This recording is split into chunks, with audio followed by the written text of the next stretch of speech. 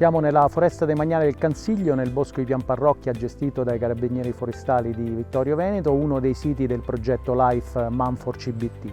Il progetto è nato dall'esigenza di fare una gestione con finalità multiple, considerando la biodiversità, il carbonio e anche gli aspetti socio-economici, quindi la produzione di legno, a scala di gestione forestale, di particella forestale. Normalmente gli indicatori di gestione forestale sostenibili vengono misurati o indicati a scala nazionale. E questo è uno dei siti del progetto in cui sono state svolte attività sperimentali, mettendo a confronto interventi tradizionali con interventi finalizzati a obiettivi multipli.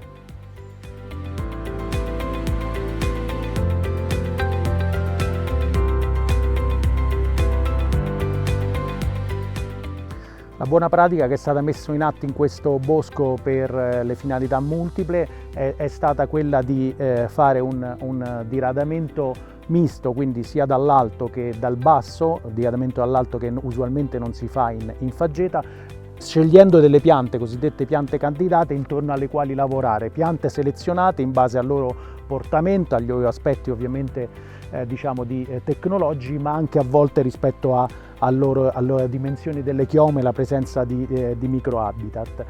Queste piante sono state favorite, ne è stata liberata la chioma per favorire i processi e i cicli di nutrienti e aumentare il tasso di incremento. Un esempio di tagli che hanno riguardato anche piante di notevole dimensione lo vediamo proprio qui accanto. Per liberare questa pianta candidata si sono tolte anche piante di notevoli dimensioni che fra l'altro determinano una estrazione di legno che può, rispetto ad altro legno di dimensioni più piccole, può andare a prodotti strutturali che stoccheranno il carbonio nel tempo. Inoltre è stato fatto anche un intervento per favorire la biodiversità, lasciando piante tagliate a terra per aumentare il tasso di legno morto e quindi favorire tutta la parte del ciclo di biodiversità legata agli insetti saproxilici.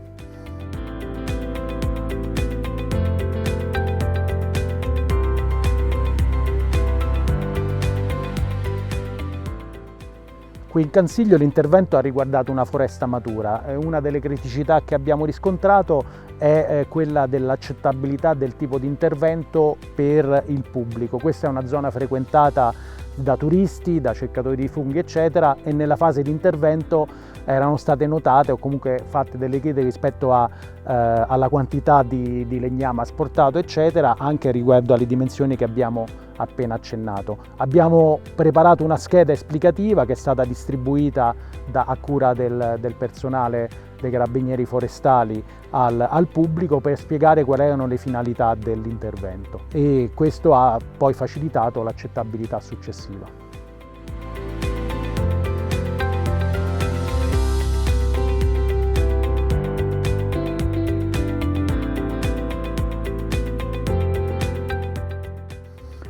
In questo, come negli altri siti del progetto, la buona pratica proposta e definita innovativa è stata comparata con l'intervento tradizionale fatto in questi boschi dai gestori, e in questo caso anche con un intervento ritardato, quindi il bosco lasciato così. La buona pratica ha dato ottimi risultati dal punto di vista dell'accrescimento in volume delle piante della zona trattata, e anche dal punto di vista di arricchimento di biodiversità. C'è stato un arricchimento di insetti, pipistrelli e anche uccelli.